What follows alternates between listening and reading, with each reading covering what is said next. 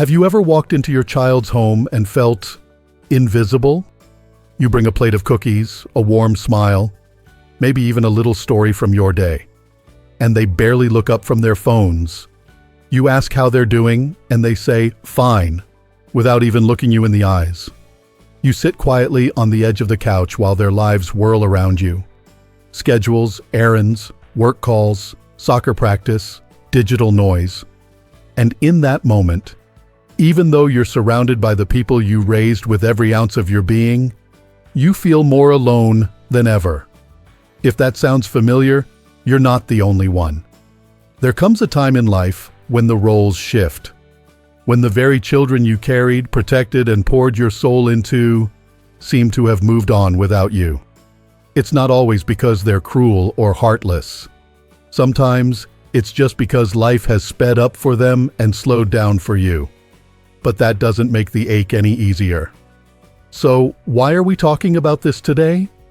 Because your peace, your sense of dignity, your right to feel valued, they matter now more than ever.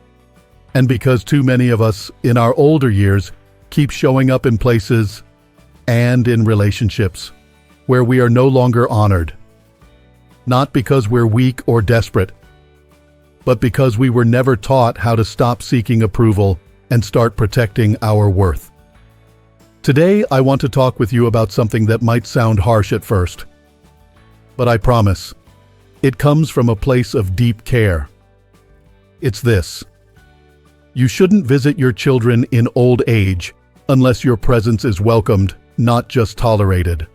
I know, that's a heavy statement, but stay with me. Let's have this honest conversation together. Not out of bitterness, but out of wisdom. Out of love for yourself. You see, for most of your life, your identity was tied to being a parent. You were the one up at 2 a.m. with a sick child. The one who worked extra shifts to pay for their education. The one who quietly gave up your dreams so they could chase theirs. Being a mom or dad wasn't just a role, it was your heartbeat. But now, you're in a different season. You're no longer the one they turn to for answers. You might not be the first person they call when something goes wrong. And in some cases, they don't call at all. It hurts. Let's not pretend it doesn't. It hurts to give so much of yourself to someone and then feel like a forgotten chapter in their story. But here's where it gets even harder. Many older parents, especially those in their 60s, 70s, and beyond, find themselves chasing scraps of connection.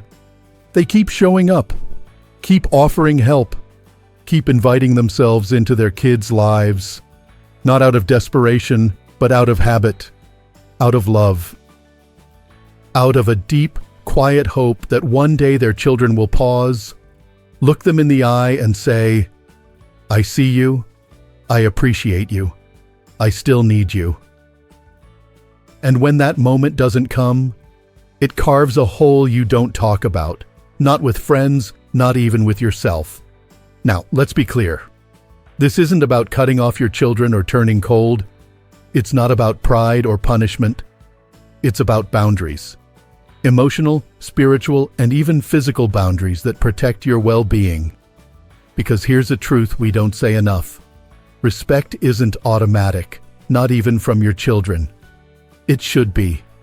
But in the world we live in today, fast-paced, digital, distracted, it isn't. And when you show up somewhere hoping for acknowledgement, but are met with indifference, it chips away at your spirit. You are not meant to be a guest in a home you helped build. But sadly, that's what many older adults become. Guests. Or worse, obligations. Something to get through between conference calls and soccer games. And you feel it. In the sighs, the distracted nods, the way they glance at the clock when you're speaking.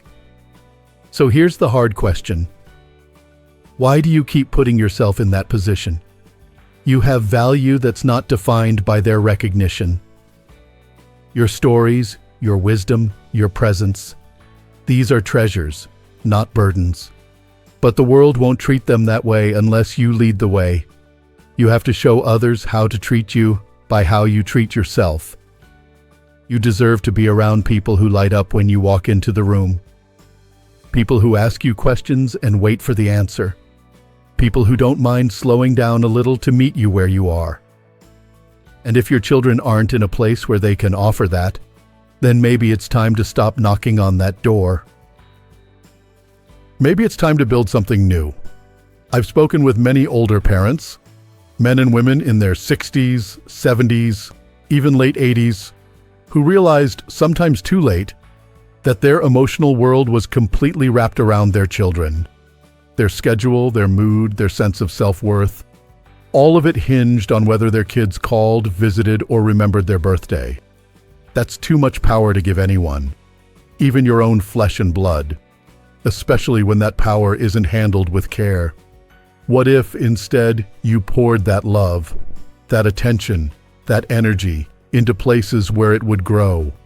What if you started showing up for yourself the way you once showed up for everyone else? You don't have to explain your worth. You don't have to earn a seat at the table.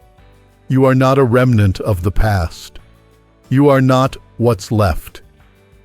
You are still here, still whole, still necessary, not because your kids say so, but because you say so. You raised them to live their lives. That's exactly what they're doing. Now it's your turn to live yours. And that starts by protecting your peace. That starts by choosing not to walk into spaces or relationships where you leave feeling smaller than you were before. It means no longer chasing crumbs of affection from people too busy or too distracted to see your worth. That might mean saying no to the invitation that feels more like an obligation. That might mean skipping a holiday if you know you'll be sitting alone in a crowded room. That might mean letting go of the fantasy that they'll suddenly become the loving, attentive adult you imagined they'd be. But it also means you get to say yes to something else. To quiet mornings without pressure. To new friendships. To hobbies you never had time for. To sitting under the trees with a cup of coffee and not checking your phone because, finally, you've stopped waiting for a message that may never come. You're not giving up on them. You're showing up for yourself. And when, if, they do come around again with open hearts and open arms, you'll be ready. Whole. Centered. Not needing their approval but open to their presence. You'll greet them not with bitterness, but with calm strength. Not with desperation, but with quiet joy. Because by then, you'll know. Your worth was never theirs to define. And when you begin to live that way, not in reaction to how others treat you, but in alignment with how you choose to treat yourself, something incredible happens. You begin to glow in a way that no one can ignore.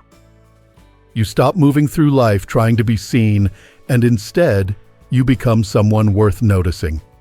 This shift doesn't happen overnight. For many parents, especially mothers and fathers who have spent decades in the role of caregiver, nurturer, provider, it can feel almost unnatural to pull back, to stop giving, to stop showing up at every beck and call. You've trained your heart to respond every time they needed something. But now, when you need something, presence, time, respect, the room goes quiet. It's okay to grieve that. It's okay to mourn what you thought this stage of life would look like. Maybe you dreamed of family dinners every weekend, the house full of laughter, your grandchildren running into your arms, your children calling just to hear your voice. And maybe you got some of that sometimes. But maybe, for reasons you may never fully understand, things didn't unfold that way. Here's what I want you to hear with your whole heart. Just because you were not cherished the way you hoped doesn't mean you are unworthy of love. Let that sink in for a moment. You can't force others to see your value, but you can absolutely live in a way that reflects it. And one of the most powerful ways to do that, especially in your later years, is to stop going where you are not fully welcomed. That includes your children's homes, if going there leaves you feeling smaller, unheard, or invisible. You don't need to prove anything to them. Not anymore. You did your part. You did the hard work. You stayed up through the fevers, worked through the stress, sacrificed through the decades. You've already given the best years of your life. Now it's time to give yourself the rest of your years and let them be good, peaceful, and deeply yours. And maybe you're thinking, but I want to be in their lives. I want to see my grandkids grow. I want to stay connected. That's natural. Connection is a basic human need. But connection that comes at the cost of your dignity is not connection. It's emotional erosion. You can still love your children deeply while protecting your own peace. You can still send them birthday cards, pray for them, hold space for their lives. But choose not to be physically present if your presence is dismissed or disrespected. And you can do all of this without bitterness. Because this isn't about cutting ties, it's about setting boundaries. Boundaries are not punishments. They're reminders for others and for yourself that your time, energy, and presence are precious. That you are not a placeholder. You are not a convenience. You are not a piece of old furniture that just gets moved around the room and ignored. You are still growing, still dreaming, still here. So how do you begin to rebuild life around that truth? Start small. Maybe it means finally joining that senior book club you've been thinking about. Maybe it's taking a walk every morning without checking your phone. Letting the rhythm of your footsteps remind you that you're moving forward, literally and emotionally. Maybe it's picking up a pen and writing out your stories. Not so your children will read them, but so that your voice, your own voice, will be heard by someone, even if that someone is just you. There's something deeply healing about doing things for yourself, not out of spite, but out of self-respect. Some of the strongest people I've ever met are those who've learned to find joy outside of the people they once revolved their entire lives around. They've learned to cultivate meaning in their gardens, in their friendships, in their memories, even in the quiet. And that quiet? It doesn't have to be lonely. It can be the softest kind of peace. That doesn't mean you won't have moments of sorrow. You will. There will be birthdays they forget to call, holidays when you sit at your own table, pictures you only see posted online instead of being invited to take part in. Let yourself feel the ache when it comes, but don't live in it. Feel it, breathe through it, and then come back to yourself, because you are your home now. And that home can be warm, comforting, and full of life, even if some people never knock on the door again. You are allowed to protect your joy, to say no to visits that drain you, to stop hoping for something different, and instead, build something new. You're not being mean. You're not being selfish. You're being wise. And as the days pass and the years settle in, you'll begin to see there are others out there who will see you. Neighbors, community members, other elders walking the same road. People who will hear your stories and not interrupt. People who will look you in the eye and really listen. People who will share tea, laughter, silence. All the little things that remind you how deeply human and valuable you still are. So instead of visiting the places that hurt, invest in the spaces that heal. You get to create those spaces. You get to choose who sits at your table. You get to decide how the next chapter of your life is written. And when you write it with courage, with clarity, and with care, you'll realize that your life doesn't shrink when others don't show up. It expands when you show up for yourself. Sometimes people ask me, isn't it wrong to distance yourself from your own children? And my answer is always gentle, but firm. It's not wrong to choose peace. It's not wrong to protect your heart. What's wrong is believing that you have to keep showing up to places where you feel small. Just because you once mattered there, you are still here. That matters more than anything. We're told that family is everything, and in many ways it is. But sometimes the most loving thing you can do for your family is to stop expecting them to fill your cup. Because if they aren't capable or willing, all you'll do is drain yourself chasing the love you once gave so freely. It's not about bitterness. It's not about punishment. It's about choosing dignity over disappointment. You have already done the hard part. You carried them, raised them, gave your best years to their needs. You don't owe them the rest of your life too, especially not if they treat your presence like background noise. I've seen too many good, kind, loving people shrink in their later years, not because their bodies gave up, but because their spirits were worn down by being ignored, being tolerated, being visited like a relic of the past.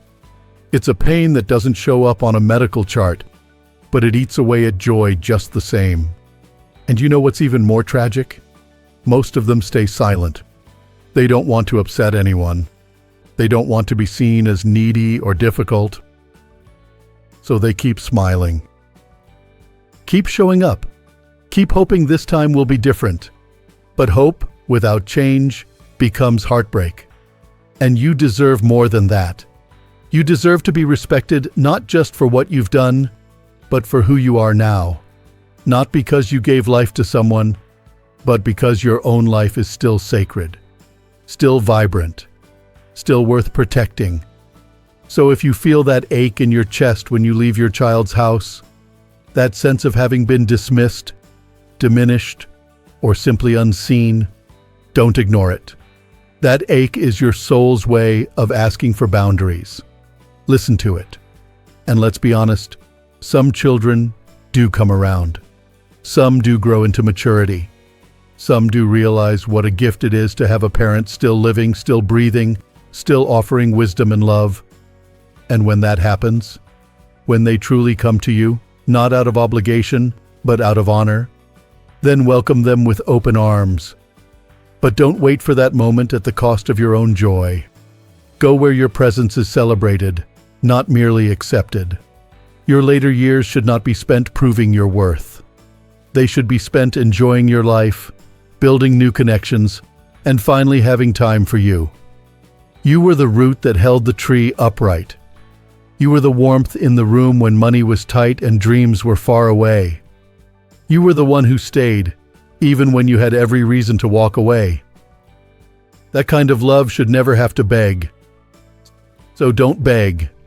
Don't beg to be included. Don't beg to be heard. Don't beg to be seen. Live. Live in such a way that even if no one claps for you, you still dance. That even if no one calls, you still sing. That even if no one notices, you still rise every morning with quiet purpose and grace. And if you do visit them, do it from a place of strength, not longing. Let your presence carry peace, not pleading. Show up as someone who is full, not someone hoping to be filled. Because here's the truth. When you walk into a room fully at peace with who you are, people feel it. They may not understand it. They may not say it out loud, but they sense it. And in time, they may come to respect it. Not because you demanded it, but because you embodied it. And when they do, when they finally see you, truly see you, let them. But until that day, keep building your life. Join that morning walking group. Volunteer at the local library. Pick up your paintbrush, your knitting needles, your journal. Laugh with the neighbor across the hall. Say yes to dinner with a friend. Take a slow stroll in the park and feel the breeze on your skin like a blessing. Create beauty where you are. Make memories that don't need anyone else's permission. Be the elder you once needed. The one who walks with wisdom, not wounds. Because the world may have forgotten, but you have not. You are the culmination of stories, sacrifices, and strength. You are the living proof that love can survive even when it is not returned. And one more thing. You don't have to apologize for protecting your spirit. You don't have to explain why you chose not to visit this holiday. or why you left early, or why you stopped calling first. That's not being cold. That's being careful with a heart that's already given so much. Let silence do some of the talking. Let your absence speak what your presence no longer can. Sometimes it is the quiet withdrawal that teaches others how deeply they have overlooked something precious. And if they learn, truly learn, they'll reach out not with guilt, but with grace. Not to fix what was broken, but to build something new. And if they never do, then let your life be the garden that still blooms, the song that still plays, the peace that still radiates. You don't need to be needed to be important. You don't need to be wanted to be worthy. You are enough, and you always have been. So what now?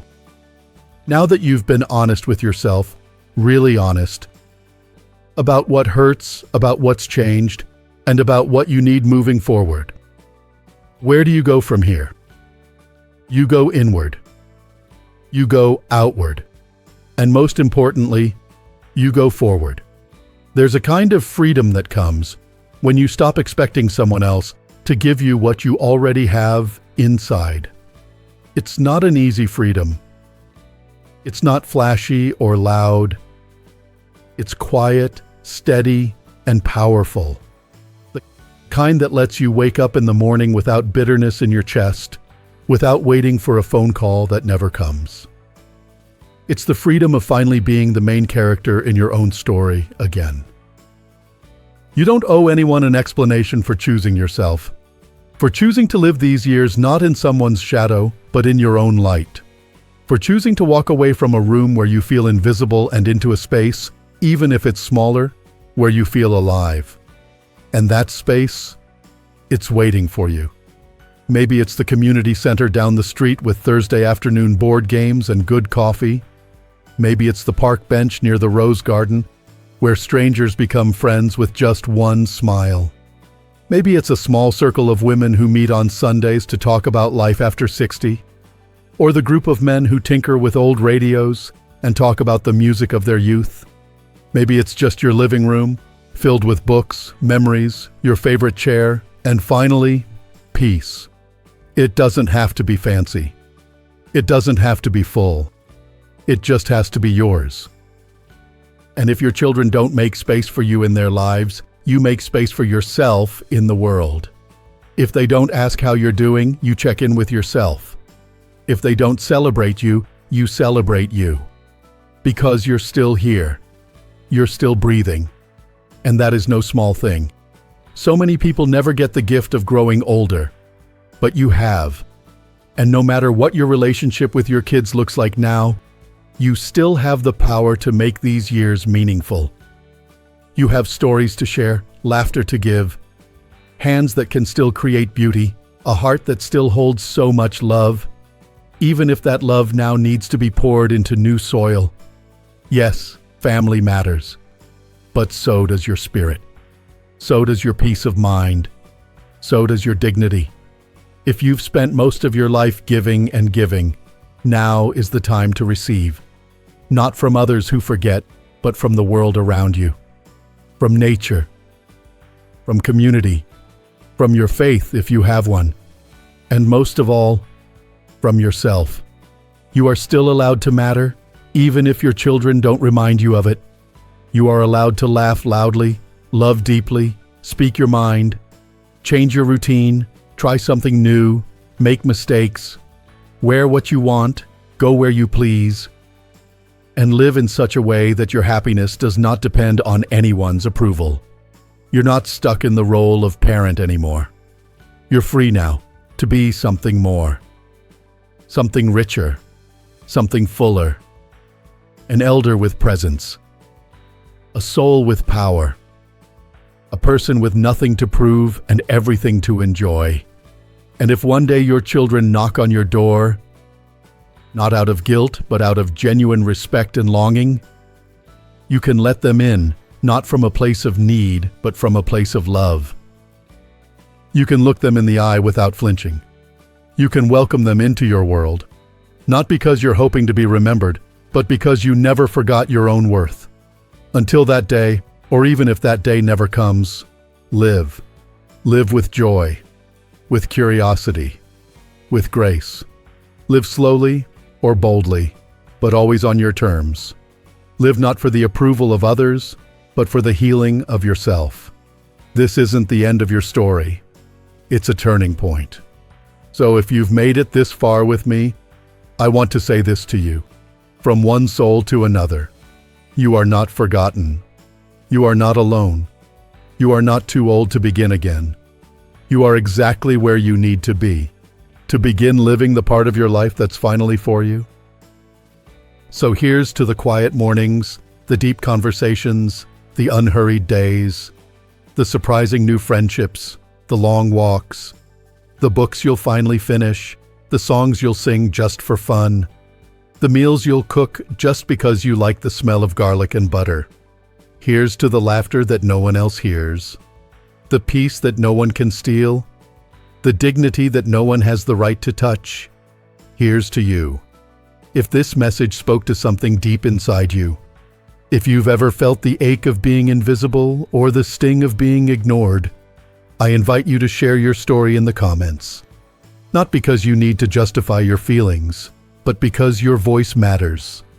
And if you found even a sliver of strength or clarity in this conversation, please take a moment to like this video and subscribe to Strong Elderly Life. This is a space for truth, for healing, and for honoring the life you've built, and the life that's still waiting to be lived. Here's to walking forward with quiet power, to choosing peace over people-pleasing, and to living your best life. Not for them, but for you. Because you deserve that. And so much more. We'll see you again soon. Until then, take care of your heart. It's carried so much. Now it's time to let it rest and rise.